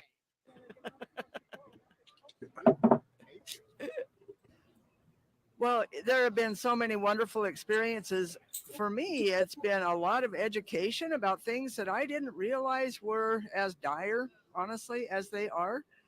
Also, really one of the most personally touching experiences was the red tent session with the women. And that was just emotional and loving and supportive. That was a great event. Oh, at this parliament. Okay. Don't be jealous. I got to meet Father Richard Rohr. Now, I've already told you I'm a New Thought student, right? Which means I don't really follow the doctrine of the Catholic Church anymore. Father Richard Rohr is a Franciscan friar. He wrote a beautiful book called The Universal Christ. Caught my attention several years ago thinking, what does that mean? How could Christ be universal? We thought it was just for us Christians or Christianity. Well, guess what, everyone? He says in his book, Christ is Jesus's job description. So I got to meet him at the end of the aisle. We locked eyes. I said, is it you? And he said, I see you. And then I said, I see you. And we had a holy moment. So blessed that many face here, smiles, welcomes, hellos of people of all nationalities, all sorts of regalia for the different religion they're representing, smiles on their faces. So honored to be part of this movement. I am grateful. Well, one of my favorite experiences I've had at the Parliament, this might be a little bit odd, but I was at a panel discussion about cultural appropriation and spirituality, really addressing how sometimes we go ahead and we take something from another faith as our own. Even in the best intentions, we might take a ceremonial act or a ritual or even a song without having asked the people that originated that if that was okay. And they really talked about the various faiths and the things that they have to offer for the world that, of course, we want to share. But have we, as New Thought people or any organization, really asked for permission to use that or to do that in our space? And it really was an eye-opening experience with what the gentleman who represented the Native peoples said. You know, Native peoples are very generous and like to share, but we first want to go to them and ask, can I use this ritual? Can I use this song? Can I use this practice? And it's really up to them to say yes or no, because it's a gift. And if they gift it to us, great, then we honor that. And he recommended by saying, this is the individual of this nation that gifted this practice or this song to me. So we really verify that we did have the intention, we did go forth and get that approval. So just a lot of process out of that. And the other faith said some similar things about, did we really get approval for using this before we go ahead and just do it? Absolutely. Oh my gosh. The most important transformative experience for me has been learning more about my Sikh brothers and sisters who have set up being in service to over 10,000 people, serving us lunch every day, surrounding us with beautiful music, thoughtful consideration and action, and just showing us how to systematically be in service. They are such an example of turning outward. Even though there's so many differences among all of us, they are devoted to being the very presence of God on earth. It has been phenomenal. It's brought tears to my eyes to see how we can all come together in oneness as believers in God to make a difference in the 21st century. It has been revolutionary for my heart, my mind, and my spirit. So my favorite experience is that my husband and I were together for 33 years, and he died almost 5 years ago. And our dearest friends that we met soon after we got together were Tom and Ralph. And so I'm sitting in the opening session. They're doing the video of the board of directors of the Parliament, and one of the members of the board was Tom's son, who I never got to meet for all the years that we knew them. So I friended him on Facebook, reached out to him. We've hugged, we've talked, just the most amazing experience. So it's a reminder when the still small voice says, you need to go and do that, you need to go and do that. Because without being here, I would not have met him. This has just been the most amazing, most wonderful experience. Imagine however many thousand people in one place, being organized, being together, being welcoming and inclusive. And so it's been so great to meet so many people, to see so many friends of long standing, because I don't like the word old friends of long standing, to get to know them, to get to know other people within New Thought, as well as in the larger religious and spiritual community, and learn about them, ideally as they learn about us. There's another thing that there's a, I think it's called Dance for Peace. And I've been telling everybody about it. I got involved with it, and they've been doing it every day. And it's a meditation. And you dance and you sing the words, and it's extraordinary. And one other thing is the langar. The langar that the Sikhs do. It's lunch that they prepare, and they start at 4:30 in the morning, and they are love personified. They are service and just open. The food is fantastic, and it's just beautiful, just like the whole Parliament. It's been extraordinary. All right. Thanks. Thank you. Well, actually, that was this morning. I went to a, it was a combination meditation and song workshop that was put on by the dance group that's been here doing pop up dancing all around. And I'm not one that really when I I go to events and workshops, I don't really have the sensual feelings. And this morning, there was this heat that radiated and this coldness that I could feel in my body. So I know that there was movement, some energetic movement and transformation in my body. So that for me was a beautiful experience. Right on. Thank you. The most experience was yesterday, no, this morning. I was sitting and talking to a Baptist minister who grew up in Dothan, Alabama, and I grew up in Abbeville, which is a little bit north of Dothan. And to have that connection at this place where we can grow up in different um, communities with different beliefs and yet come together at the parliament and really connect on a soul level, that oneness, that we don't have to be separate because we believe separately or we're different colors or we're different ethnicities, but that we can come together as one unit with a single purpose, oneness. Right on. Thank you, Representative. What was your most transformative experience here at the Parliament? I think it was today I had a most wonderful exchange um, with someone who walked up to me. I think her name was Cheryl. And, just total strangers meeting eye to eye and bowing and acknowledging another person, another soul. But this person today, because of what I was wearing, she said, "Oh, you were just radiating joy. You know what you have on? This color orange is like joy, the color for zeal." And I said, "And you don't even know me, but I have a ministry of joy and justice. Joy. I am the joy lady." So that was beautiful, a beautiful experience I'll never forget. Thank you. Hey, Trish. Your Parliament this past week for you. Well, my best experience is something that I call right there. It's right there. And what that means is yesterday, I think it was, we were walking around, and every single time we had an intention that we wanted to do something, at first we began just walking around like, okay, how are we going to make this happen? Marianne Williamson was here, and one of my friends was like, oh, I want to get her signature.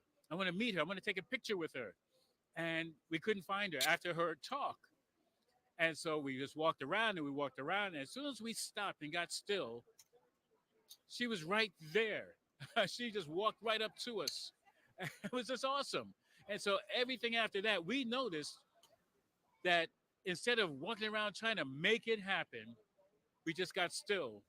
And people would come up to right where we were. And we're like, wow, we didn't have to go, we didn't have to fight, we didn't have to struggle, we didn't have to look.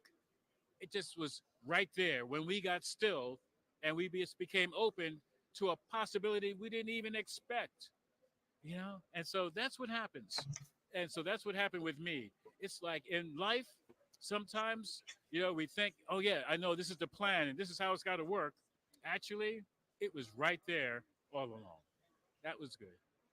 Yeah. Oh my God. I can't think of one experience at this parliament that's been more transformative than going to the different exhibits and the different booths of the different religious and wisdom traditions and learning about who they are and what they do. It's just been amazing. And it's made me feel more connected to the divine and seeing the divine in each and every person, each and every tradition. That's who we are. And when we know that, we then can co-create a better world. I was deeply moved this morning with the program of the matriarchs of our teaching. And it's not like I didn't know about it. I know, but I was just so deeply moved by that, and how I have these spiritual ancestor women behind me, above me, below me, in front of me, supporting me. And I have opened my heart to that in a deeper way. I think that my favorite thing is that I walk around here and I feel like I make instant friends. Like I bare my soul to total strangers because we're in an environment of people of like mind, and it's like making instant friends. It's like we really are one family, no matter whether they are Hindu, Buddhist, Sikh, Zoroastrian, science of mind, etc., etc. We all connect. So I've had really fun just looking people in the eye and greeting them and just feeling like I'm meeting all my brothers and sisters. And then there's the music. That sacred music last night was mind blowing. That was so diverse and so beautiful and so uplifting. And I'm sure there's a whole list of more, but at the moment, my brain is like on overload. And I'm finding that goes beyond New Thought, and that goes to all religions, getting to know them and having conversations. I shared this in a panel I was on earlier about stopping at a table where the Sikh religion had a saying, and I thought, what a wonderful saying. I will use that in a talk one day. And out of courtesy, I said to the gentleman behind, I said, do you mind if I photograph this? And he said, please do.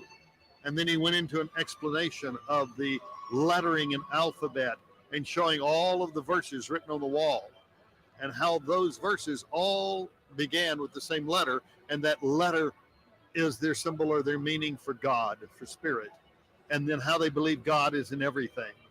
And that's New Thought as well. So it gave me a deeper understanding and a deeper appreciation for who they are. I was speaking with someone from the Sufi religion. And again, every religion has its mystical order. And the Sufis are the mystical level of Islam. That's what I've always said. And as we've talked, we find so many things, again, that we have in common. So it's the interaction. Even earlier today, I met a young lady and standing waiting for someone to answer a question. And we got into a conversation. And she gave me her name, and we began to talk. And in parting, after we had found so many things in common, she says, I said, what is your name? And she gave me her name, but she said she preferred to be known as Thundercloud, as Thundercloud. So here was someone in a Native American tradition, and yet when we talk about what we really believe, we might have different ways of saying it. We may have different jargon, but when it comes down to what we really find is important in our spirituality, we recognize that connection. So the favorite part of the Parliament for me, finding that sense of connection with everyone that I've met here. Of the Parliament? So I have two things. One, I saw a documentary on Thich Nhat Hanh, and it was called Clouds Never Die.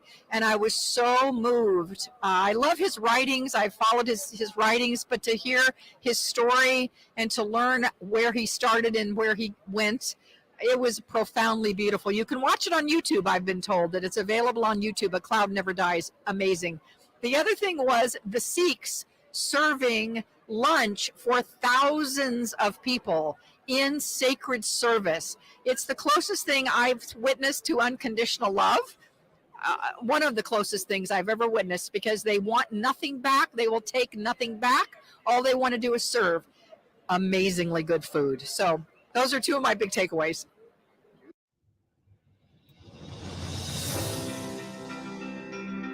Thanks for watching, and thank you to our financial sponsors, the affiliated New Thought Network and the International New Thought Alliance.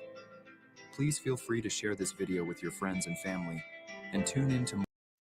Well, there we go, folks. Part number 5, everybody's favorite part. And I have one last little section I'd like to share with you.